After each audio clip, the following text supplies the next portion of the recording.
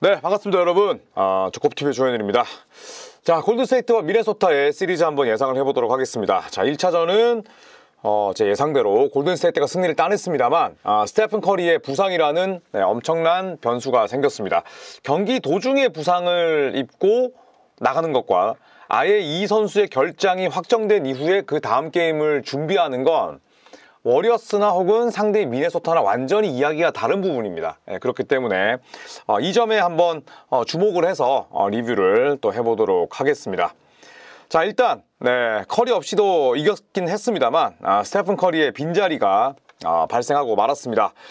지난 경기 1차전 2쿼터 도중에 왼쪽 햄스트링을 부여잡으면서 코트를 떠났는데요. 일단은 진단이 나왔습니다. 그레이드 1, 다행히 그레이드 2는 아닙니다. 그레이드 2면은 거의 시즌 아웃이라고 봐야 되는데, 일단 햄스트링 염자로 2차전은 아웃입니다. 2차전 아웃이고, 정확한 복귀 일정은 불투명하긴 합니다만, 일단은 타임테이블은 없다. 아직까지 안개 속이다. 이런 이야기가 나오긴 합니다만, 그래도 제일 경미한 부상임에도 불구하고 이 부위가 햄스트링이기 때문에 일단 최소 일주일 동안 못 나온다고 봤을 때 2에서 한 4차전까지는 거의 빠진다고 봐야 될 것 같아요. 골든스테이트 워리어스가 향후 3경기를 모두 패한다고 하더라도 최소 5차전까지는 또 갈 수 있는 부분이 있기 때문에 5차전 복귀가 가장 현실적인 시나리오다. 다만 과거에 제임스 하든 혹은 크리스 폴이 그랬던 것처럼 이 햄스트링이 일어났을 때 무리하게 뛰면은 그 부상은 무조건 악화되고 햄스트링은 그 예후가 굉장히 좋지 못합니다. 크리스 폴도 꺾였고 제임스 하든도 결국 무리해서 부상 달고 뛰다가 퍼포먼스 자체가 굉장히 큰 폭으로 하락했어요. 그렇기 때문에 골든스테이트 워리어스가 아예 스테픈 커리를 시리즈 아웃시킬 가능성도 있죠. 물론 시리즈의 향방, 시리즈 스코어에 따라서 달라질 수는 있겠습니다만 이번 컨퍼런스 세미파이널 2라운드 이내에 돌아오지 못한다고 하더라도 그렇게 놀랄 일은 아닙니다. 자, 그렇다면 결국 골든스테이트 워리어스는 이 커리가 빠지는 40분 정도의 시간을 다른 선수들로 채워야 되는데 일단 스티브 커 감독의 인터뷰를 좀 찾아보니까 일단 스티브 커 감독 같은 경우에는 스테프 커리의 빈자리를 메워야 되기 때문에 평소와는 훨씬 다른 로테이션을 가동할 것이다. 이렇게 이야기를 했습니다. 자, 그런 얘기를 하면서 팻 스펜서가 스테픈 커리의 공백을 메우기 위해서 기회를 얻을 것이다 라는 얘기를 했었고, 그리고 GP2가 20분 이상, 쿠민가가 벤치에서 팀에 부스트를 제공할 수 있는 한 단계 또 스텝업 할 수 있다. 이런 기대감을 비쳤습니다. 자, 그래서 저는 팻 스펜서를 한번 주목해보고 싶습니다. 1996년생의 2년차 노망주입니다. 나이가 좀 있는 편이죠. 1차전에서 11분 뛰면서 아주 견실한 활약을 펼쳤습니다. 4득점, 2리바운드, 그리고 2스틸을 기록을 했고요. 드래먼드 그린도 이 팻 스펜서에 대해서 굉장히 칭찬을 했었는데, 스펜서는 우리 팀 내에서 가장 터프한 선수고 농구를 할 줄 아는 선수다. 농구를 알고 하는 선수다. 이거는 동료나 혹은 상대 선수가 가장 칭찬했을 때 직접적으로 와닿는 말이죠. 농구를 알고 하는 선수다. 굉장히 극찬입니다. 그리고 터프하다. 이런 얘기를 했었는데, 스펜서가 또 1라운드에서는 휴스턴 로켓츠와 맞붙었을 때 또 헤드버트 한번 하기도 했었잖아요. 그러니까 팀의 성공을 위해서 어떤 식으로든 상대와 맞서 싸울 수 있는 준비가 돼 있는 거죠. 이런 선수가 있으면 당연히 든든할 수밖에 없습니다. 자, 그래서 2025년 플레이오프 기록을 살펴보면 대부분 정규 로테이션에서 뛰진 않았어요. 그럼에도 불구하고 7.8분 뛰면서 무려 6.4점 넣었습니다. 물론 대부분이 가비지 게임이긴 했죠. 하지만 또 지난 경기 같은 승리하는 경기에서 도화선 역할을 해준 게임도 분명히 있었고, 오히려 가비지 타임 때 이런 기록을 내기가 더 힘듭니다. 모두가 그냥 내가 기록을 올리고 싶어하고 집중력은 떨어질 수밖에 없기 때문인데, 7.8분 뛰면서 6.4득점, 그러니까 상당히 고무적이고 실제 플레이 내용도 좋았고요. 그리고 필드골이 71.4%, 7개 던져서 5개는 집어넣었습니다. 3점을 많이 시도하는 유형은 아닌데 2개 던져서 하나를 집어넣었는데, 스티브 커 감독이 직접 스펜서 이름을 꺼내기도 했었고, 그리고 또 스펜서의 지난 1차전 내용도 좋았기 때문에 저는 15에서 20분 정도 출전을 하고 2자리 득점 과감하게 올린다라고 생각을 합니다. 이 스펜서가 운동 능력도 좋고, 그 다음에 아주 훌륭한 슬래셔기도 해요.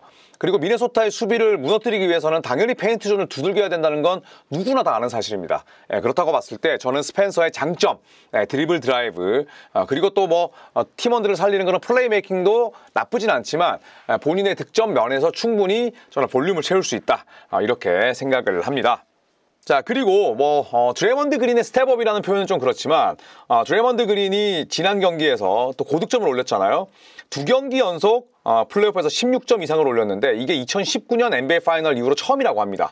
그러니까 6년 만에 드레먼드 그린이 2경기 연속 득점에서 활약을 했었는데 디그린뿐만 아니라 모든 선수들이 스테픈 커리의 공백을 하나씩 메워간다면 또 1차전 같은 결과가 나오지 말라는 법은 없겠죠. 자, 그리고 두 번째입니다.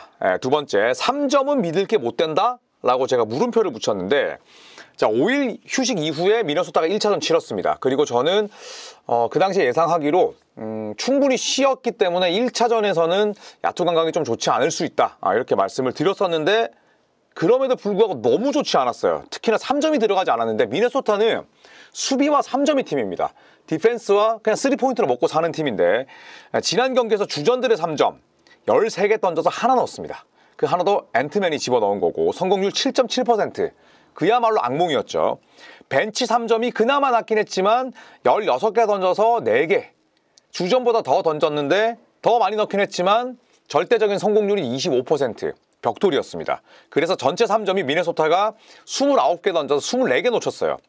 17.2%입니다. 자, 하지만 저는 3점이 믿을 것도 되지 못하지만 2경기 연속 이런 저점을 찍진 않을 것이라고 봅니다. 일단은 미네소타가 충분히 쉬고 경기 감각 떨어진 상태에서 1차전을 맞이했는데 때마침 또 골든스테이트 워리어스의 지역 방어를 아주 오랜만에 맛봤습니다. 거기에서 나오는 분명 야투 효율의 저하도 있었을 테고 우선은 퐁당퐁당 일정이죠. 하루 쉬고 나서기 때문에 또 본인들의 홈이기 때문에 저는 오히려 미네소타의 경기 감각이나 매치핏은 더 좋아졌다고 생각을 해요. 자, 그리고 미네소타는 애초에 3점이 대단히 좋은 팀입니다. 3점 시도와 성공 개수가 전체 5위예요. 시도 개수가 5위인데 성공 개수가 5위다? 성공률이 좋다는 뜻이죠. 성공률은 무려 4위입니다. 37.7%. 8개 던지면 3개 이상을 넣는다는 거죠. 그래서 저는 2경기 연속 미네소타의 퍼리미터 공격이 저점을 찍진 않을 것이다. 그렇다고 해서 골든스테이트 워리어스의 지역 방어를 제가 낮게 평가하는 건 아닙니다만 내일 저는 미네소타가 3점 15개 이상을 본인들의 정규 시즌 에버리지로 가져간다. 37% 이상의 확률로 가져갈 것이다. 이렇게 생각을 합니다. 스테픈 커리가 없음으로 해서 미네소타의 모든 수비진들은 스테픈 커리 한 명으로 인해서 빠지는 그런 체력들을 어느 정도 세이브할 수 있다고 저는 생각을 해요. 물론 그 격차가 정말 어마어마하게 드러나진 않겠지만 커리가 없는 것만으로도 저는 미네소타의 윙 수비수들이 엄청난 체력 세이브, 에너지 세이브를 한다고 봅니다. 그런 것들이 저는 공격으로 잘 치환되지 않을까 한번 예상을 해보면서 미네소타의 3점은 우리가 알던 그 미네소타의 강점으로 회귀할 것이다. 이렇게 예상을 한번 해보겠습니다. 자, 그리고 세 번째 또 외곽에 관한 것인데요. 저는 미네소타의 외곽 수비 스킴이 달라질 것 같아요. 지난 1차전을 놓고 보면 드레먼드 그린, 지미 버틀러 평소에 3점 많이 안 던지는 선수들이 팝아웃 하거나 픽앤팝 하거나 혹은 딜레이 액션, 정면에서 공 주고 그 다음에 셔플 패스하고 핸드오프 하다가 3점 던지는 경우들이 있었습니다. 그런데 결과는 좋지 못했죠. 누구 입장에서? 미네소타 입장에서. 일단 1차전 워리어스의 3점 시도 개수가 총 42개였습니다. 이건 미네소타가 평균적으로 3점 시도를 허용하는 개수보다 훨씬 많아요. 그리고 18개를 성공했으니 골든스테이트 워리어스는 3점 많이 던지고 효율도 괜찮았다는 거죠. 3점으로만 54점 뽑아낸 거니까. 그런데 이 3점의 분포가 평소와 달랐다는 거죠. 드레먼드 그린이 10개 던졌습니다. 10개. 그리고 스테픈 커리 13분만 뛰었는데 6개 던졌어요. 일단 커리는 못 나오니까 빼고 지미 버틀러도 무려 8개를 던졌습니다. 버틀러 3점 잘 던지지 않고 8개 던지는 경기 거의 없습니다. 그리고 버디 힐드 8개, 그리고 포젬스키 5개를 던졌는데 지금 팀 내에서 3점을 제일 많이 던진 선수가 드레먼드 그린, 두 번째가 지미 버틀러였어요. 이 말인 즉슨 미네소타가 어느 정도 열어뒀다는 뜻입니다. 3점의 커뮤니케이션, 3점 수비의 커뮤니케이션이 맞지 않고 의사소통이 되지 않아서 이렇게 3점 시도를 많이 내버려 둔 게 아니라 그냥 디그린과 버틀러 정도는 터프샷 던지거나 뭐 하거나 체크 정도만 하자라는 스킴이었습니다. 분명히. 근데 정규 시즌 때 미네소타의 3점 성공 그리고 시도 허용 개수가 상당히 좋은 편이었어요. 적은 편이었어요. 미네소타를 만나는 팀들은 미네소타를 맞아서 3점을 36개밖에 못 던졌습니다. 이거 최소 7이고요. 미네소타를 상대로 상대팀들은 3점을 12.7개씩 밖에 넣지 못했습니다. 이거 최소 3입니다. 그러니까 미네소타가 외곽을 많이 못 던지게끔 하는 팀이고 그리고 3점 허용률도 최소 6위. 긍정적인 의미로 6위입니다. 35.3%. 그런데 지난 경기는 달랐단 말이죠. 정규 시즌 때 36개였는데 지난 경기에서 골든스테이트가 42개를 던졌고 그 42개 가운데 18개가 디그린과 버틀러로부터 나왔는데 이걸 또 얻어 맞았잖아요. 총 6개를 얻어 맞았으니까 뭐 확률로 놓고 봤을 때는 엄청난 건 아니지만 어쨌든 3점의 생산적 면에서 완전히 밀렸기 때문에 어느 정도는 수비의 스킴을 바꿀 수밖에 없습니다. 적극적인 스위치를 한다든지 아니면 완벽한 세깅이 아니라 어느 정도 소프트한 세깅 정도를 한다든지 그리고 피켓롤을 했을 때 고우 언더, 슬라이스루가 아니라 고우 오버, 스크린 위로 파이트 스루를 한다든지 어떻게든 3점 시도 개수를 저는 줄일 것이다. 워리어스로부터.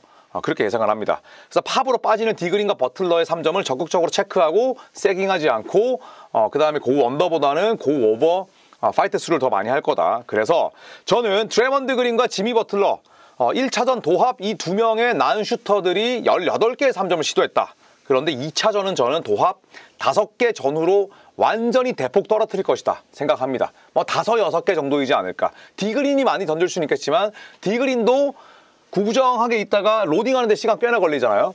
버틀러는 진짜 정말 참다가 내가 정말 던질 수밖에 없는 상황이 아니라면 던지지 않습니다. 정말 이만큼의 세깅이 아니라면. 그래서 저는 미네소타가 내일은 디그린과 버틀러의 3점 시도를 대단히 제한할 것이다. 이렇게 예상을 한번 해보겠습니다.